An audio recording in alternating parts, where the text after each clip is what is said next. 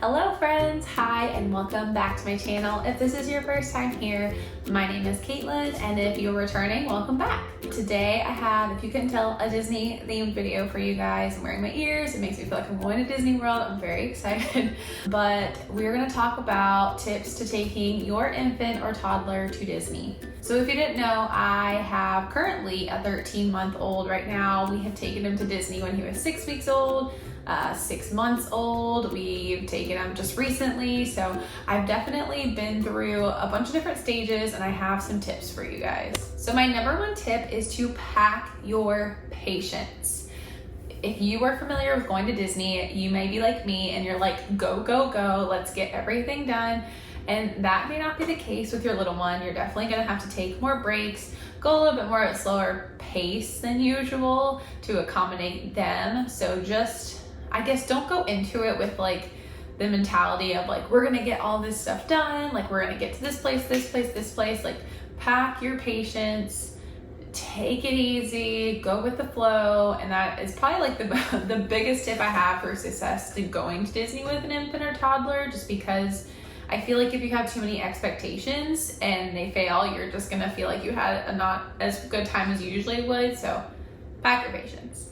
My second tip would be to bring some kind of like baby carrier or hip carrier. I wouldn't depend on the stroller, because a lot of the times you're just gonna park your stroller and then walk to the next ride. A lot of the rides are very, close together, especially if you're in like Fantasyland and Magic Kingdom. So you may park your stroller by the teacups or something and then walk to a bunch of different rides in that area. And you may wanna have some assistance while you're waiting in line. Those lines do get pretty long. So I've used just a regular like front facing carrier, and he really enjoyed those for a while. Now we use the Tush Baby, which if you do not have the Tush Baby, I highly, highly, highly recommend it. I wasn't gonna get it at first. My mom ended up getting it for me as a gift for Mother's Day. And honestly, I think it's gonna be my new gift for any new mom, because it is my favorite purchase I've had. My little one is very mobile and he is not a fan of the carrier. He wants to get up and down, and so it takes so much stress off of my back and my arms. If you want us to take a full review on the Tush Baby, I will definitely be putting up that soon.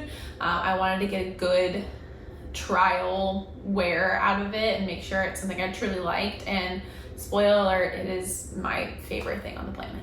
My third tip is to make sure you have a stroller cover and a stroller fan. A stroller cover is essentially just something you can put over. It's gonna rain. It's Florida, if you're going to Disney World anyways. Disneyland, I don't really know. I've only been once, so I don't know like the rain situation there. But if you're going to Disney World, there's like a 90% chance it's gonna rain. So I would highly, highly, highly recommend to have a rain cover to put over your stroller. Even if it doesn't look like it's gonna rain, you just never know what's gonna happen there. And I have been caught so many times, I need to follow my own advice, because I have been caught so many times without a rain cover and my stroller gets soaked, and then you don't wanna put the kid back in there. And a lot of times, like I said, you leave your stroller somewhere. So, and they don't, for some reason, their stroller parking is never covered. So highly recommend bringing a stroller cover. And then obviously it's Florida, it's hot most of the year, so bringing a stroller fan that you can clip or like attach to your stroller is like the number one key thing. I could not recommend that enough, because it's freaking hot. And I don't really like the fans they sell in the parks, like the little mister ones, because the foam, like, it just doesn't work very well. Like, you can find so many better mister fans. I'll link the one we have. It's not a misting fan, but it's just a regular stroller fan.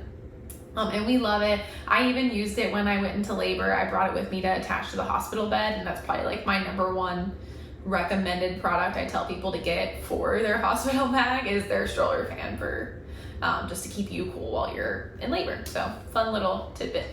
My fourth tip is to use the baby care centers. And if you have no idea what I'm talking about, each individual park, and again, at least at Disney World, I don't know much about Disneyland. I've only been there once. I didn't have a baby then, so I didn't really pay attention.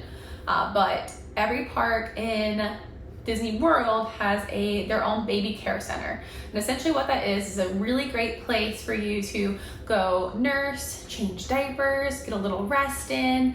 They sell baby products there. I usually use it to clean bottles, which is really great when you I bring a bunch of bottles with me.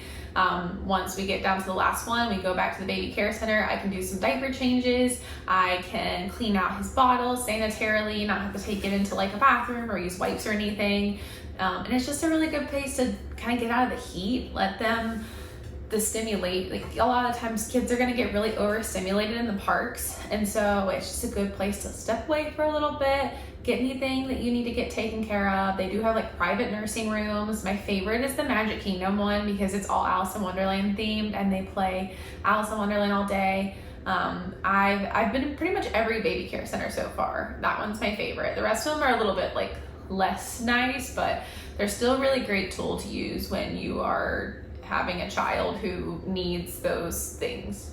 Number 5, I highly stress, if you have a toddler like mine, snacks, milks, all of it. Bring more than you think. More than likely, if your kid's overstimulated or bored, whatever, they're gonna want to consume more snacks or milk than they normally would.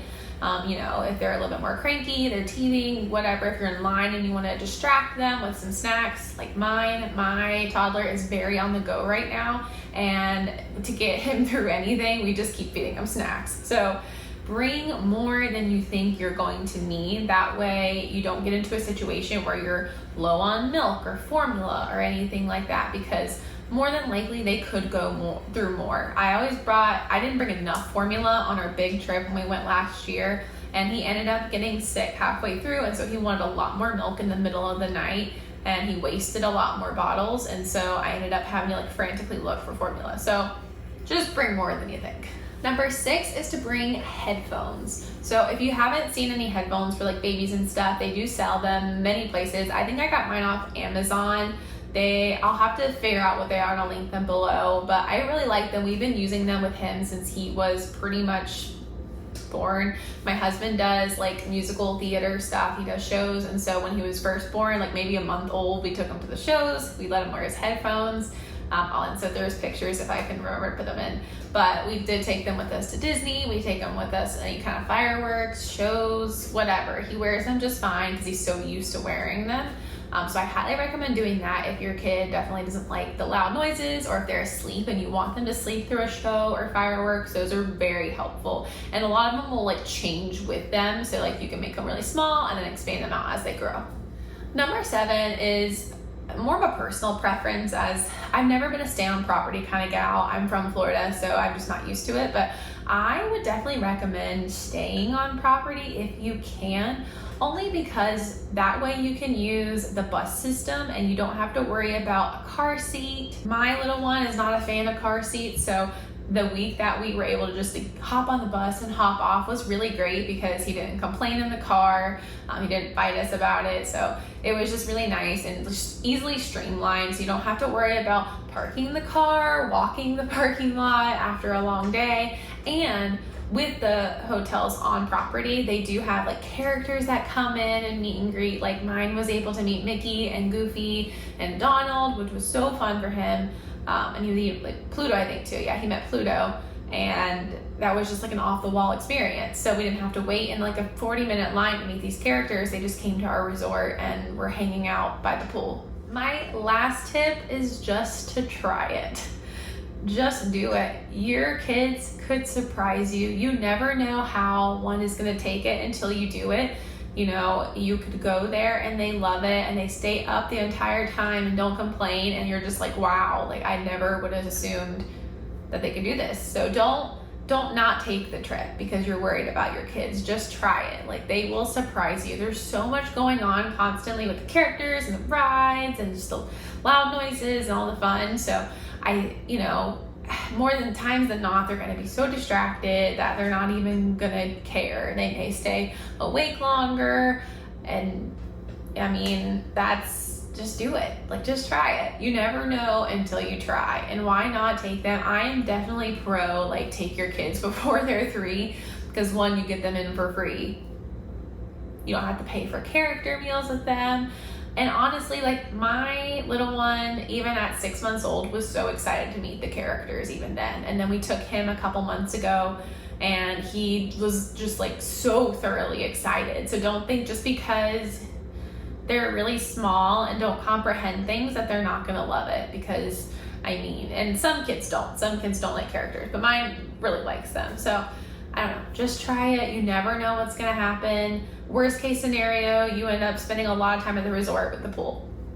And that's it for my tips on taking an infant or toddler. There's definitely some more things that, depending on the person, like I know some people take resort naps during the day to help with that. Mine doesn't necessarily need that. He sleeps in the stroller, or he's fine without taking a nap. He doesn't get very cranky. So it's not my personal recommendation, but that's definitely something people do. If you have any toddler, infant tips or hacks for Disney, leave them down below. Let's share all of our experiences, because obviously everyone is different, and I would love to hear some things that you guys do. If you enjoyed this video, please give it a thumbs up and hit that subscribe button down below, and I'll see you guys next time.